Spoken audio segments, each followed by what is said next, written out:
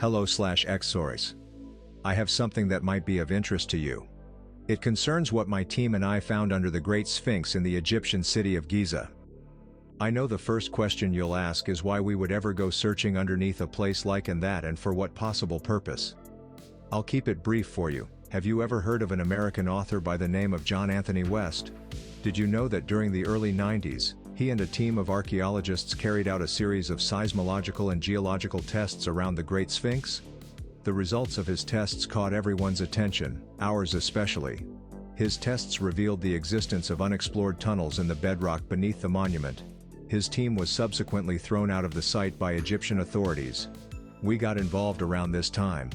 Who we are is of no importance, at least, not to you anyway. The only thing I will mention is the obvious. We are a group with some sort of connection to the United States government and were assigned this task due to a certain degree knowledge and expertise that we possess. Green text will begin from here in order to make the events that happened a little easier to follow. Received our mission and arrived in Giza during the summer of 1995. Tasked with excavation and transport by the local government. Told to recover whatever we possibly could from the tunnels beneath the Sphinx by the US government. Local officials feigned ignorance at the possibility of tunnels or valuables underneath the Sphinx. Have an assistant with me assigned to the task. Let's call him Josh. Josh is complaining about a lack of information. Is seriously worried about being sent in blind and the dangers that we might encounter. I tell him to calm down. Yeah. Tell him the mission will go smoothly and that there's probably some gems or treasure down there at most. Arrive at the monolith. Can see the pyramids of Giza just beyond it, partially covered up by a thick layer of fog and dust. I pull out a cigarette before we head in and ask Josh if he's shitting himself yet. Tells me he has a bad feeling about the mission, but I dismiss it once again. Thinks that the mission can't be as straightforward as it seems, otherwise why hire us? Just shrug at him.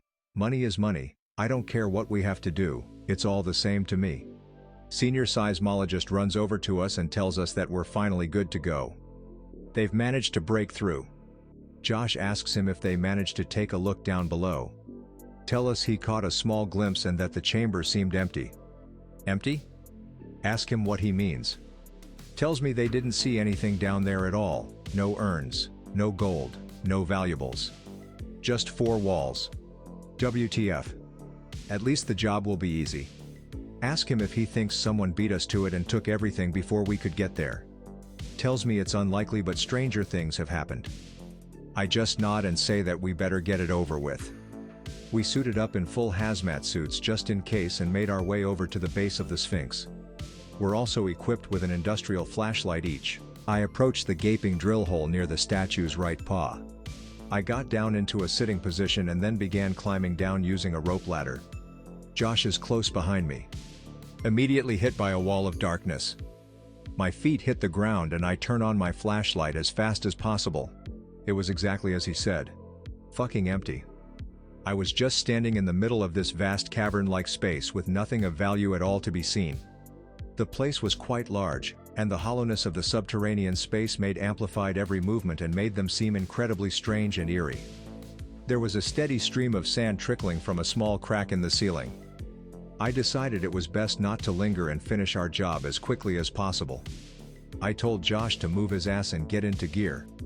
As we explored further in, we noticed a lot of iconography on the walls that was worn heavily by the passage of time. The usual Egyptian stuff, depictions of Ra, the Eye of Horus, even portrayals of Osiris and Thoth were all across the walls. It looked like they were telling a story of some kind. Anubis emblazoned across the wall, judging the souls of the dead, with displays of all sorts of monsters along the width of it too. Josh starts to speak up to get my attention. Tells me to come look.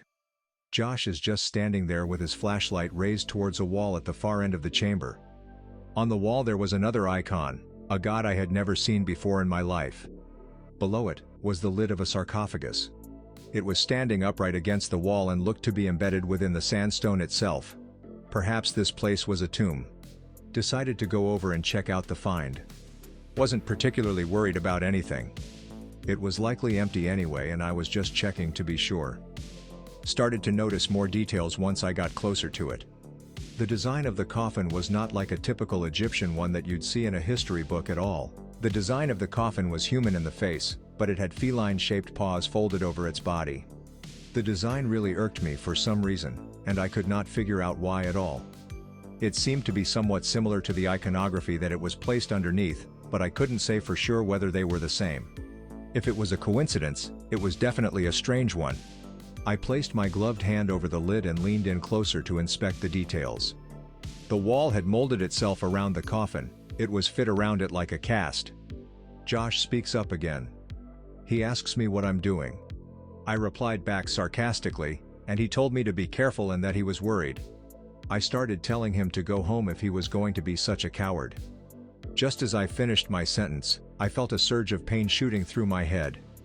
I almost bit my tongue, it hurt so bad. It felt as if someone had driven a dagger deep into my brain and just kept pushing it and pushing it. The pain just kept amplifying until it was overwhelming. I stepped back, fully consumed by the pain that was shooting throughout my body. I started clawing at my hazmat suit in vain, hoping that tearing it off might relieve some of the pain. I couldn't escape it no matter what I did. I wish I died. That is how unbearable the pain was. I lost my balance completely and hit the ground, hard. I could hear the slow motion vibrations on the ground as I assumed Josh rushed over to me. All I could do was squirm on the ground and hope for it to go away. The last thing I saw was the outline of Josh as my vision started to fade to black. He tried to reach out to me, but I couldn't respond no matter how hard I tried. He picked up my radio and was frantically trying to contact someone. I woke up, kind of. I woke up to pure blackness. I felt conscious and awake, but I could only see pure black. Time seemed to shift for me once I woke up. I couldn't tell how much time had passed or what was going on. All I had was an infinite blackness. It was barren and lifeless with no sounds at all. It was maddening. The seconds just seemed to go on forever as my vision drifted in and out of focus until I finally saw my saving grace. I could see a light in the distance. It wasn't just one light. There was a multitude of them. They seemed to be as bright as stars in the night sky, except they were incredibly close to me. I didn't realize it until that moment when I noticed their gleam reflecting back off of it. I was suddenly standing in water. A massive expanse of knee-deep water seemingly out of nowhere. I looked down back at myself again just to confirm that I was really there and actually real. I needed to know whether I was hallucinating or not. I was also completely fucking nude for no reason. There were waves of warm water hitting my thighs and my entire body relentlessly. My moment of respite only lasted for a moment before I was thrown back into action once again. It was a voice. A voice, here with me, in whatever this place was. It wasn't Josh. It was a stranger, no one from the site or the medical team. He was old, incredibly old. His face was covered with an array of scars and wrinkles that combined together. He was the same height as me, maybe even slightly taller. It was hard to tell at the time due to the haziness of my mind and the deception of the water. His body was incredibly built. He had the body of an athlete in his prime and showed no wear and tear at all. He was wearing some strange clothes, a tunic I think it looked like, pure white. The most striking thing about his appearance though, was the wolf pelt that hung around his neck that he wore like a scarf. The animal's skull sat atop of his shoulder like he was fucking Hercules and had just slain the beast himself.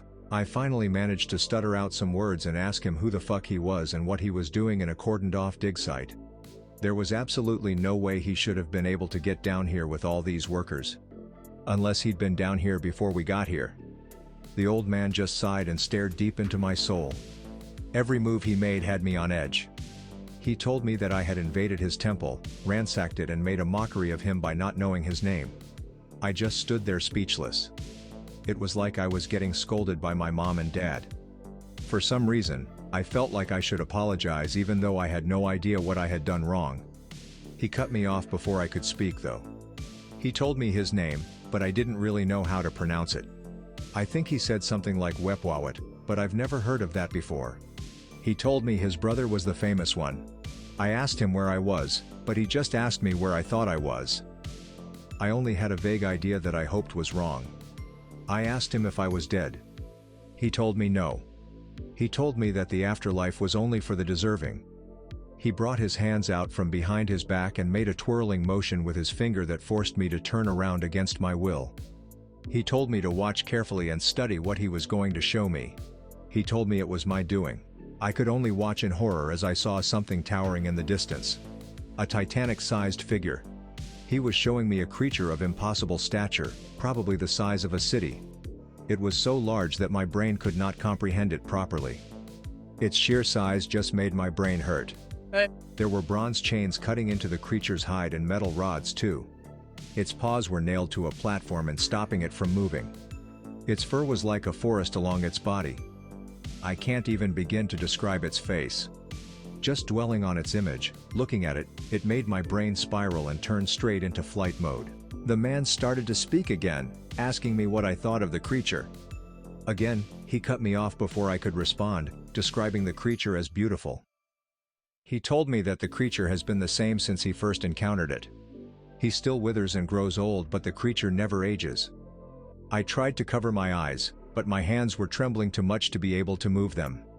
It was then, looking down at my shaking hands, that I noticed that the water I was stood in was not actually water. It had changed color. The water was a murky red. I asked if it was the blood of the creature. I asked how it could still be alive if it had lost so much blood, but all he did was shush me. He told me that I ask too many questions, that all I do is ask and give nothing in return. I tried to ask another question, but before I could, one of the chains holding down the beast snapped suddenly. Both pieces of the chain fell to the ground and caused the entire place to shake, which nearly knocked me off my feet and into the liquid I was stood in. One by one, each shackle began to snap off and fall to the ground. The sight was horrifying. "It is going to devour all of you," was the only word that the man said. He said it so casually, like it was no big deal at all. I asked him what was going to happen, if he could kill it, if we could kill it. He told me he already had. Again and again. A countless number of times. He told me that the creature always comes back each time, stronger than ever, and that he grows weaker and weaker. That's what this place was for. It was a tomb trapping the creature so that when he finally lost to the creature, it still couldn't make its way out. He told us that we ruined that when we drilled our holes and stepped foot into this place. He showed me more images. Images of the sarcophagus we had found being loaded onto a truck to take back to the US for study. It had not yet been opened. I asked the man what I needed to do. There was something like a white flash, and the next thing I knew I was awake again. For real this time. I was lying in my tent, sprawled out completely, with Josh pacing nervously beside me. He was relieved to see me conscious again. I went into a frenzy, explained that the sarcophagus needed to be put back this instant and that I would explain after I made a full report back to base. He was completely shocked at this sudden reaction, but he and the rest of the workmen on the site complied without any resistance. I made a full, in-depth report the first second I could. I was expecting to be laughed out of my role and dealt with accordingly, but nothing of the sort happened. I was given a strict set of orders which I followed to the letter, and within 12 hours a team was dispatched to us. Another team dropped by, one I had never seen or heard of before, and all of the workmen and me and Josh were escorted off-site. We were sent back home and deployed to another mission, and I never heard anything about the sarcophagus again. I couldn't exactly just ask about something confidential like that. Josh was transferred shortly afterward. He was relatively new, so it didn't shock me all that much. Never heard from him again after that. I couldn't help but wonder where he ended up. I couldn't help but wonder what they did with that sarcophagus, or whether they ever believed me and opened it up anyway. I suppose the world hasn't ended yet, so there's that at least. Maybe they found another way to contain it, or maybe they found some other secrets. Sorry that I don't really have any more information than that. X. This is a difficult story to recall for me, and it all felt way too real. I guess it's possible that I just imagined it all, but that wouldn't explain why our superiors acted so hastily. IDK, I don't think I'll ever find any answers. I stayed in my role for a few more years after that, but I became jaded quite quickly and opted to step into a less intensive role before eventually retiring. I have a lot more other experiences to tell you about, but they mostly just involve exploring catacombs for artifacts and killing certain targets, which I might have to heavily censor just in case. Any questions I'll try my best to answer.